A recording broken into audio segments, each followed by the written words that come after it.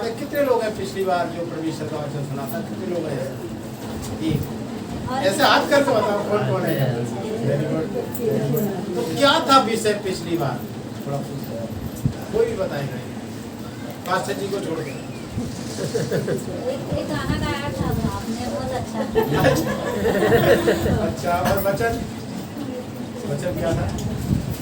थोड़ा विषय बताता हूँ। मैंने बताया था आपको, हम मसीह हैं और मसीह को व्यवहारिक जीवन में धन्य आशीष कैसे मिलती है, तो धन्य आशीष के ऊपर मैंने बोला था। और पत्नी, पति, बच्चों और परिवार के बारे में, सेवकों के बारे में ऐसे करके मैंने बताया था। और फिर बताया था कि जो कुछ भी करते हो तन मन से करो तो प्रभु तुम्हें मीरास दे, यही था ना। और पति पत्नी के बारे में बताया था। सो शॉर्ट में मैंने बता दिया, लेकिन कितने लोगों ने, क्या उस वचन के द्वारा कुछ प्रभाव हुआ है, प्रभाव आशीष आया है? या ऐसे कोई बहन भाई है जो पति पत्नी थे, उनके बीच में अनबन थी, क्या वो आज आशीष पा गए हैं? या ऐसे बच्चे हैं जो अपने माँ बाप को रिश्ते लाते थे, वो बच्चे सही से रह रहे हैं? ऐसा कुछ बदलाव हुआ है क्या? ओके, वैसे वचन तो याद है आपको? चलो ठीक है, प्रभु आशीष दे। आइए हम आज का वचन हम सुनते हैं, छोटी सी दुआ करेंगे। सर्वशक्तिमान उन्नतकारी पिताजी, आपके चरणों में आते हैं, 3 नंबर होकर प्रार्थना करते हैं और प्रार्थना करते प्रभु जो कुछ भी बोया जाए इनके हृदय रूपी पटिया पे लिख जाए और पिता इनका उन पर फल आए और आशीष में हो। इस जगह को तेरे दास के लिए धन्यवाद देते हैं। परमेश्वर ने हमें मौका दिया तेरे वचन की मुनादी कर सके। जितने भी लोग सुनते हैं सब पे तेरा आशीष नजर बना दे। प्रार्थना यीशु के नाम से मांगते हैं, आमीन। आज हम देखने जा रहे हैं प्रार्थना। प्रार्थना में हम 7 बातों को देखेंगे। यदि आपके पास पेन और पैड है और बाइबल है तो आप नोट भी कर सकते हैं, लेकिन मेरे को समय 15 मिनट ही मिला है, तो समय ये 7 बातें हैं, लेकिन 7 बातें 7 घंटे लेंगी। लेकिन मैं 7 घंटे लेके नहीं जाऊंगा, आपको 15 मिनट में ही खत्म करूंगा, लेकिन जल्दी जल्दी करूंगा। आप नोट कर लें और प्रचार करें। हालेलुया। तो प्रार्थना के बारे में आज हम सीखेंगे। प्रार्थना होता क्या है? प्रार्थना कोई भी बताएगा प्रार्थना क्या होता है? परमेश्वर से बात करना। वेरी गुड, जोरदार ताली बजाएंगे इनके लिए। प्रार्थना परमेश्वर से बातचीत करना होता है। तो जिनके पास बाइबल, कितने लोगों के पास है बाइबल? दिखाएगा मेरी तरह ऐसे। वेरी गुड, सबके पास। सर आपके पास नहीं बाइबल? अच्छा, वेरी गुड। आप भी रखिए, ये आपका अलग से अभी आ रहा है। सब एक ही बाइबल है। एक ही बाइबल है, एक और दे देना पास्टर जी है इनके पास है। Very good. मेरे घर में हम 6 मेंबर हैं, 4 बच्चे और हम दोनों पति पत्नी, सबके पास बाइबल है, प्लस उनके पास इंग्लिश की बाइबल अलग से। सो हम बाइबल को रखना है, मेरे पास अलग से रहती है।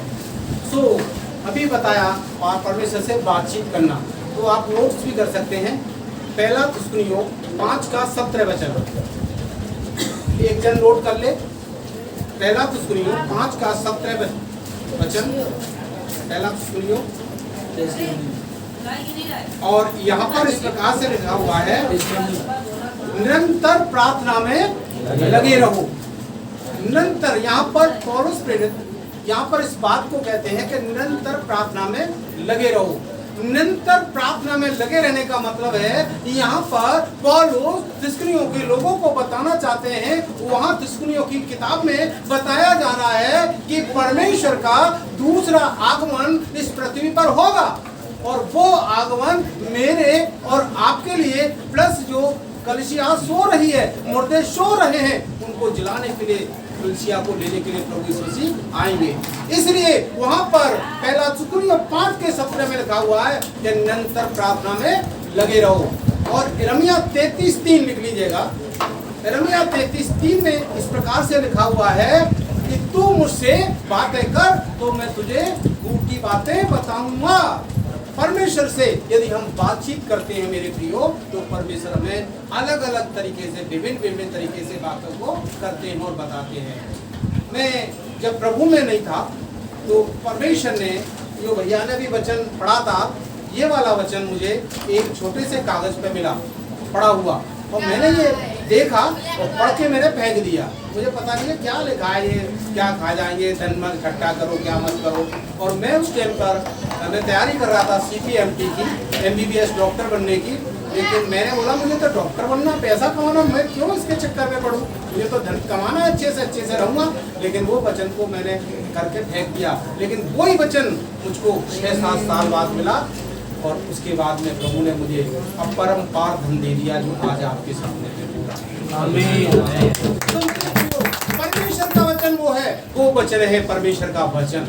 और यहाँ पे लिखा हुआ है, तीसरे पॉइंट में हम जाएंगे तो वहाँ पर लिखा है तीसरे में इस प्रकार से कि हम परमेश्वर के जब वचन को पढ़ते हैं, जब प्रार्थना करते हैं, तो यहाँ पर हम परमेश्वर से बातचीत करेंगे तो परमेश्वर के हम साथ रहेंगे। यहोशू 1 का 8-9 पद पढ़ दे कोई प्लीज। यहोशू 1 का 8-9, यहोशू 1 का 8-9 कोई पढ़े, कोई भी पढ़ सकते हैं।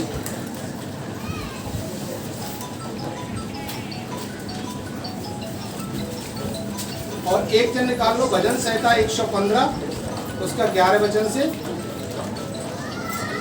भजन संहिता 115 एक का 8-9 और एक जन निकाल लो भजन संहिता 115 का 11 वचन से 15 तक। और लास्ट वाला भाई निकालेंगे दूसरा अध्याय 7 का 14 वचन, 7 का 14-15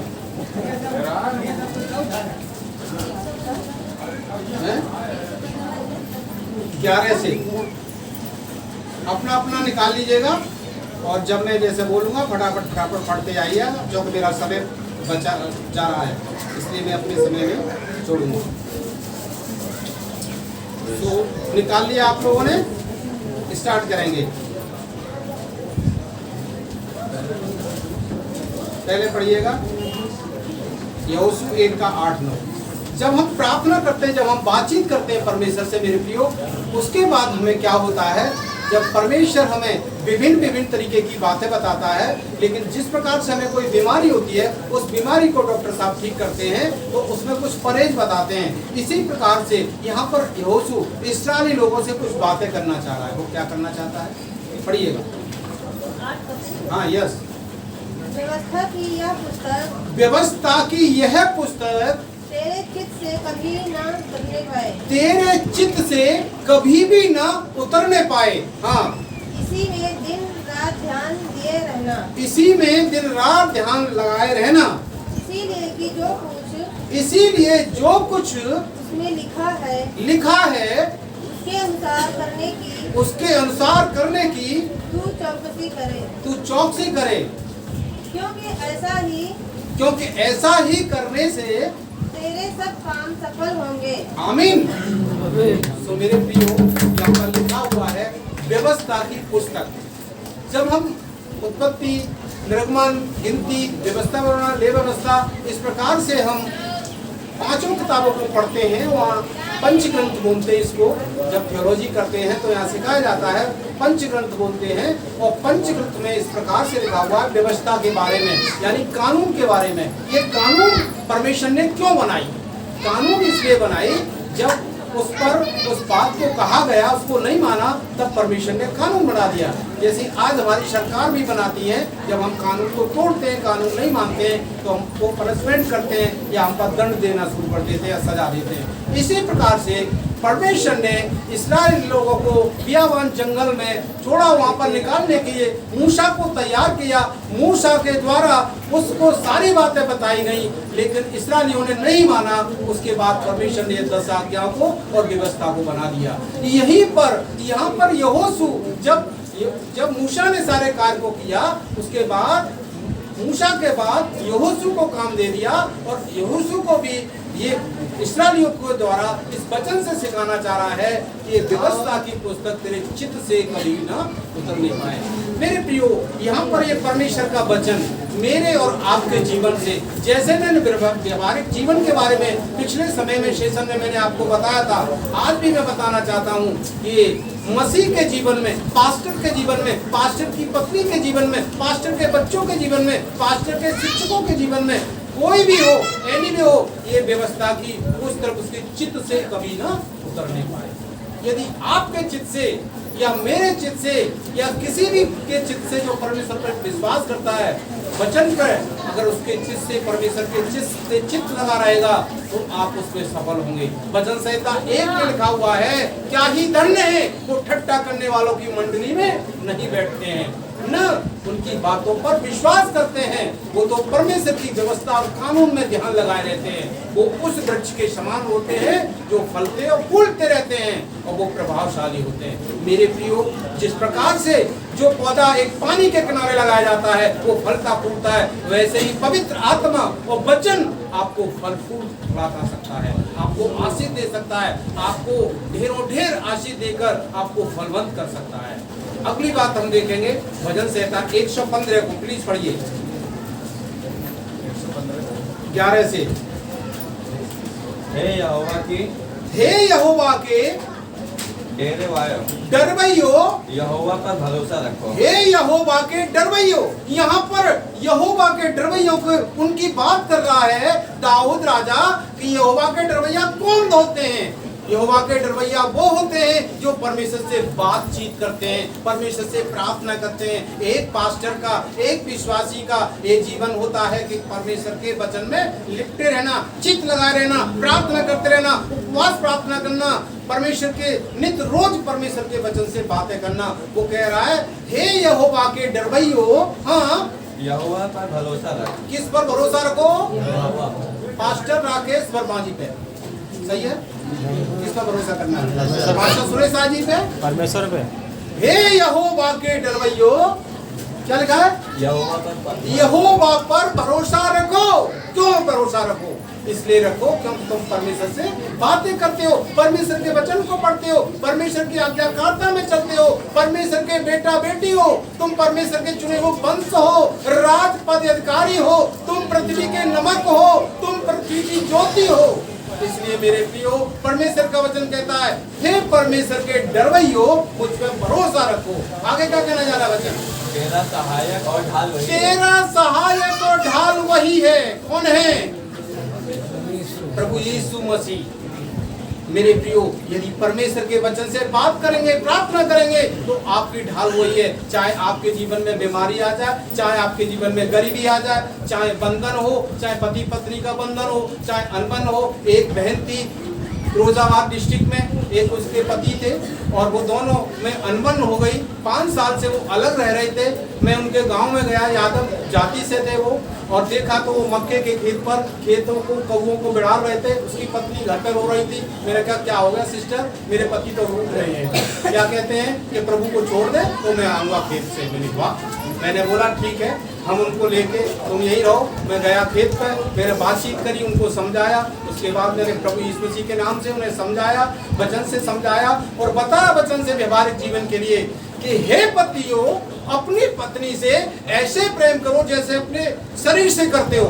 क्या अपने शरीर से प्रेम करते हैं पादी साहब, भाई साहब? ऐसे क्या अपनी पत्नी से प्रेम करते हो आप? बोले कि नहीं, मैं तो दूर पड़ा हूँ। अरे भैया क्यों दूर पड़े हो? तुम नरक में चले जाओगे, अपनी पत्नी को लेके आओ। मैं नरक चला जाऊंगा। यस, तुरंत वो वहां से चले मेरे साथ, उनका मेल मिलाप कराया, वो पत्नी के साथ हो गए। हालेलुया। प्रभु का वचन ये है, मेल मिलाप कराने वाला है। परमेश्वर का वचन ये है कि हम परमेश्वर के डरवैये होते हैं। परमेश्वर का वचन वो है जो परमेश्वर के वचन से हम बात करते हैं। और आगे क्या लिखा है 12 पद में? यहोवा ने हमको स्मरण किया है। परमेश्वर ने आपको मुझे आज स्मरण किया। मेरे प्रियो, क्यों किया है? क्या वो हमें भाग्यवान बनाना चाहता है? क्या हमें धनवान बनाना चाहता है? क्या घर देना चाहता है? वो तो सब कुछ दे दिया। उत्पत्ति की किताब उसके 1:27 और 28 में लिखा हुआ है, फूलो फलो इस धरती पे भर जाओ, और इतनी आशीष दी है, सब पर अधिकार कर लो, यहाँ से लेकर इस छोर से लेकर उस छोर तक। मेरे प्रियो, लेकिन हम अपने दिमाग के कारण, अपनी गिनतियों के कारण, जैसे गिनती की किताब को पढ़ते हैं, वहाँ पर 2 बार गिनती हुई थी, जवानों की और वृद्धों की, लेकिन वो लोग सफल नहीं हुए। मेरे प्रियो, लेकिन आज भी परमेश्वर का कलाम बताना चाहता है कि यदि आप परमेश्वर पर भरोसा करेंगे तो सफल हो जाएंगे। इस्राएली लोग फेल हो गए थे, लेकिन आप फेल नहीं होंगे मेरे प्रियो, क्योंकि परमेश्वर ने आपको चुना है और आपको आशीष दी है। आप नई सृष्टि है, आपको पिता पुत्र पवित्र आत्मा के नाम से चुना है और आशीष दी है, और आप नई सृष्टि में होकर आप श्रमणी बन सकते हैं। बहुत सारे लोग रूपवान सुंदर बनना चाहते हैं, बहुत सारे लोग भाग्यवान बनना चाहते हैं, बहुत सारे लोग धनी बनना चाहते हैं। अरे मेरी बराबर तो कोई है ही नहीं है, मैं तो उसको एकदम पटक के गिरा दूंगा। ऐसे होते हैं ना पहलवान लोग, बॉक्सर होते हैं ना, बहुत सुंदर होते हैं, अपने चेहरे पे बहनें लोग लगाती हैं क्रीम, अलग अलग तरीके का साबुन। बुरा नहीं मानना, माफी चाहता हूँ बहनों से। लेकिन मेरे प्रियो, आज का वचन बताना चाहता है कि कौन है वो दीन बनना चाहता है। मेरे प्रियो, परमेश्वर का कलाम बताता है दीन बनोगे तो श्रोमणी बने जाओगे। दीन बनना है हमें, सबसे ज्यादा हमें दीन बनना है मेरे प्रियो। अगला वचन, आगे वचन पढ़िए।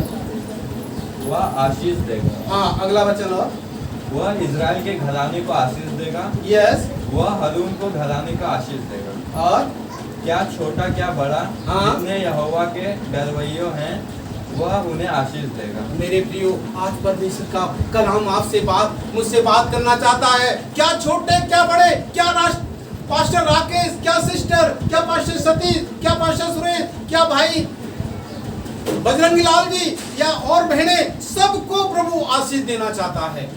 आज छोटे या बड़े प्रभु के सामने सारे समान हैं। उसके बेटियां और बेटे हैं। आप परमेश्वर के वचन से बात करें, आप उससे प्रार्थना करें, आप परमेश्वर के वचन का मनन करें, आप लोगों के साथ संगति करें, आपके दास जो भी बताते हैं उसको माने। मेरे प्रियो, मूसा की बात को नहीं माना था, इसलिए वो फेल हो गए।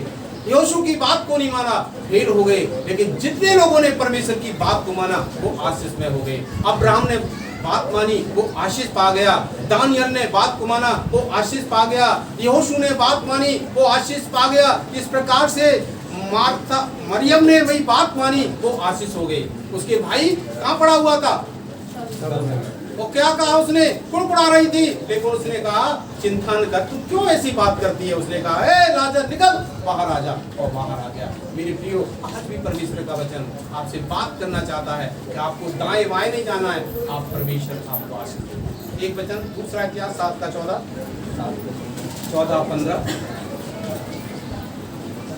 तब यदि मेरी प्रजा के लोगों जो मेरे तब यदि मेरी प्रजा के लोग जो मेरे कहलाते हैं, तब, अब, कब, किंतु, परंतु, सिंतु, ये सारी बातें आती हैं किसी सेंटेंस में तो बड़ा मामला खराब हो जाता है। यहाँ पर इस पुस्तक में या कहीं भी कब क्या कैसे क्या होता है तो वहां पर प्रश्नवाचक सवाल हो जाता है। यहाँ पर कहता है तब मेरी प्रजा के लोग। यहाँ पर परमेश्वर यहोशू के द्वारा इस्राएलियों से बात कर रहा है। तब मेरी प्रजा के लोग, मेरी प्रजा के कौन है? वो लोग जो परमेश्वर की आज्ञा मानते हैं, परमेश्वर के वचन पर चलते हैं, वो है परमेश्वर के लोग। दूसरा कुरिन्थियों 5:17 में पद में लिखा हुआ है, यदि मेरी प्रजा के जो मेरी नई सृष्टि है वो रची गई है, वही मेरी सृष्टि है, वो मेरे लोग हैं। यदि कोई मसीह में, वो क्या है? एक नई सृष्टि है। लेकिन वो सृष्टि जो परमेश्वर ने अपने स्वरूप में बनाई थी, वो सृष्टि तो समाप्त हो गई, पाप में चली गई, उसकी मृत्यु हो गई। लेकिन मेरे प्रियो, इस सृष्टि का कभी नाश नहीं होगा। ये सृष्टि हमेशा परमेश्वर के साथ युगान युग स्तुति करती रहेगी। हालेलुया। यहाँ पर परमेश्वर का कलाम कहता है तब यदि मेरी प्रजा के लोग जो मेरे कहलाते हैं, यस, दीन होकर प्रार्थना करें। क्या करें? गुस्सा में होके। क्या नाम है? प्रेम सिंह काम कर रहे हैं दुश्मन सिंह जैसे। क्या नाम है? डेविड मसीह, दाऊद जैसे काम कैसे कर रहे हैं? शैतान सिंह जैसे। पुरानी मानना में बता रहा हूँ बच्चों से ही। मेरे प्रियो, परमेश्वर ने हमें अपने स्वरूप में, अपनी समानता में रचा है। पाजी साहब एक बहन को बता रहे थे, आपका जो स्वरूप है ये परमेश्वर का स्वरूप है। वो कह रही यस सर, यस सर। वो अन्य लेडीज थी, लेकिन वो कह रही यस सर, राइट है सर, राइट है, एकदम राइट कर रही थी। ये परमेश्वर के वचन को कोई झुठला नहीं सकता है। यहाँ पर कहता है यदि मेरी प्रजा के लोग क्या करें? दीन होकर, हाँ, प्रार्थना करें और मेरे दर्शन की खोजी होकर, मेरे दर्शन के खोजी होकर अपनी बुरी चाल से फिरें, अपनी बुरी चाल से फिरें, तो मैं स्वर्ग में से सुनकर उनका, मैं स्वर्ग में से सुनकर उनके पाप क्षमा करूंगा, पाप क्षमा करूंगा और उनके देश को ज्यों का त्यों और उनके देश को ज्यों का त्यों कर दूंगा। मेरे प्रियो, वहां पर उस रहा था, लेकिन उसी प्रकार से आज भी मेरे और आपके देश में बहुत पाप हो रहा है, इनगिनत पाप हो रहा है। आप लोग जानते हैं, सारी बातों को जानते हैं, लेकिन परमेश्वर आज के दिन मुझसे और आपसे बात करना चाहता है कि आप दीन बने, आप भरोसा करें, प्रार्थना करें, ध्यान रखें, आप हिम्मत नहीं हारें, आप लगातार प्रार्थना में लगे रहें, परमेश्वर में दीन बन जाएं आप, और दीन होकर प्रार्थना करते रहें। और एक अगला पद और पढ़िए। अब से जो प्रार्थना इस स्थान की अब से जो प्रार्थना प्रार्थना इस स्थान में की जाएगी, इस स्थान में की जाएगी, उस पर मेरी आंखें खुली और मेरी आंखें खुली और मेरे कान लगे रहेंगे। मेरे प्रियो, आज हम लोगों को प्रार्थना करना है अपने देश के लिए। हमारे देश में हमारे तमाम जो भाई शराब पीते, व्यभिचार में अपनी पत्नी को छोड़ के, अपने पति को छोड़ के, अपने माँ बाप को छोड़कर अपने पड़ोसी से झगड़ा करते हैं, अनबन हो रहा है, परिवार के अंदर व्यवहारिक जीवन खराब हो रहे हैं। इसलिए आपको प्रार्थना करना है। कलसियाओं में फूट पड़ रही है, अरे ये उस कलसिया का, वो उस कलसिया का है, लेकिन देखिए आज परमेश्वर का हमारा प्रेम वहाँ से लेकर हमारे और आपके प्रेम को यहाँ रख दिया है। इसी प्रेम को नभाते हुए आपको प्रार्थना करना है। हमारे राकेश ब्रदर का यहाँ पर एक अच्छा सा चर्च बने, एक अच्छी कलसिया बने, एक भवन बने, एक जगह मिले यहाँ पर। इसके लिए आपको प्रार्थना करना है, और प्रार्थना करना है, क्या छोटे क्या बड़े, यहाँ पर इन्हीं बच्चों में से एक नए लीडर निकल के खड़े हो जाएं। इस कलसिया से प्रार्थना करेंगे हम लोग कि परमेश्वर ने हमारे बीच में, भाई बजरंगी लाल को आप जानते हो, हम लोग वहाँ रहते हुए इनसे बातचीत करते थे। बजरंगी भाई ने मेरा पीछा नहीं छोड़ा, बात करते रहे दनादन, हम प्रार्थना करते रहे। आज परमेश्वर ने उनको एक पत्नी भी बहुत अच्छी दी, उनके लिए 2-4 ताली बजाएं। आज के दिन मैं यही मोटिवेट करना चाहता हूँ लास्ट में कि निरंतर प्रार्थना में लगे रहें आप, परमेश्वर के वचन से हटे नहीं, प्रार्थना करते रहेंगे, प्रभु आपको आशीष देगा, और इसी के अनुसार प्रभु आपको आशीष देगा।